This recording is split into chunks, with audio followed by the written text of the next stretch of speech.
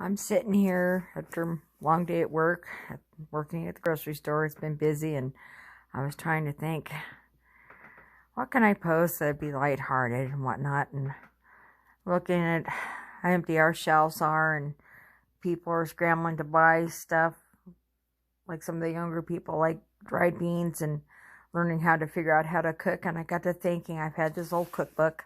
You can see I've had it about 38 years, because I know I got it before the kids, it's sad, before the kids were born. I worked at a big, huge toy store, Simon Says. It was like a Toys R Us. It was huge. And for some reason, we got this cookbook in. And I think our boss sold it to us for like $1 or something, you know. And this thing, it's just amazing. And it's old. The copy that I have here, let's see here, copyright, but it has everything, but it's so old. References like how to gut a chicken, you know, things as simple as if you're making, you know, gravy, how the, you know, where this old-fashioned gravy. Let's see here. This is where it came out, the edition. You know, for some reason it got shipped to our store. And anyways, it just has all these neat things that modern cookbooks just don't have. You know, and things, and, you know, how to preserve stuff, you know, and just so many different things. Out of all the recipes that I've used in this book over the years, this is the one. And again, you look at the page, you can see how many spots are on it. I wouldn't trade any of these spots for nothing. But the old flapjack recipe, this has been the best. They're so thin and light as opposed to a regular pancake. But with my son Jimmy, we had to make sure, because he was such a picky eater, that we had to say pancakes. Because if I said flapjacks, he wouldn't eat them. Even though he loved them to death. And one of the ingredients is 2 cups of sour milk. Well, I'm going to turn to the page where it'll tell you how to make the soured milk. Okay. So this is how you do the soured milk. And it has all kinds of other things in them, you know. So I thought, you know I have this book. I bet you there's a lot of people have some of these old books, and, you know, some of the old ways of doing things. So I thought, I'm going to share some of this here. I'm going to turn to another little section I think is pretty cool. I'll start off with this section here. It says 2,000 facts about foods. And just so many fun little facts here, you know, and the references and definitions. I accidentally cut off my video I was making, so this is part 2, I guess. And this is the one continuing on about facts about different items. So I'll try to pause and not stop it. This section is a guide on how to prepare different vegetables and how to cook them.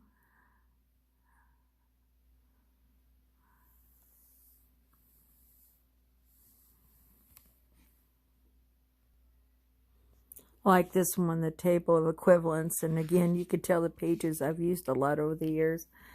It's like equivalent for eggs, different types of flour, milk.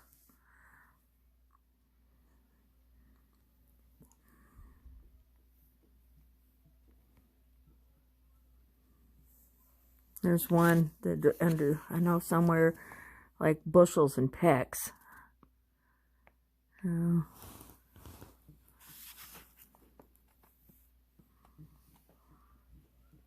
Oh yeah, there's some of the bushels and the pecks. Now the poultry section, you know, 250 ways to do it, but in the newer cookbook, just how to cook them. But this one here actually tells you what you have to do to prepare it. You know, trussing the bird,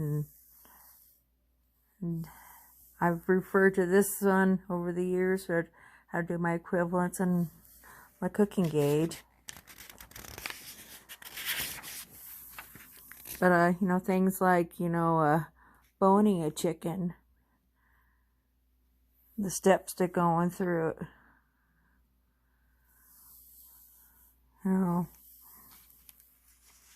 So, anyways, just made me think, you know, times where people are going to have to revert back to some other things. And I know there's got to be some amazing old cookbooks out there, you know, how to snapping out the breastbone. My next one I'm going to show, then I think I'll wind this up, is, you know, how to make a good old-fashioned gravy. I started thumbing through the index for the gravy, and I thought, well, I got to just show you how many different, this book is so huge. I'll flip to gravies here.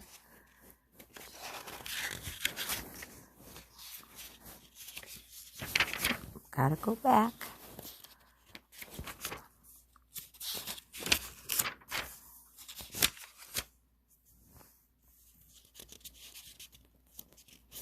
Okay.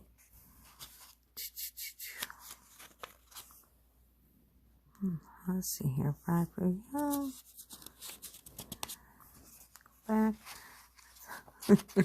Looking through a camera.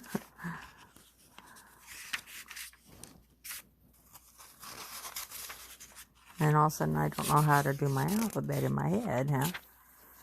Let's see here.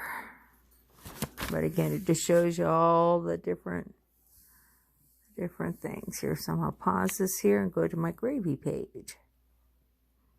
This has been another much used part of my book here. Talks about the definitions between the old-fashioned gravies. You know, old-fashioned, you know, giblet gravy. Here.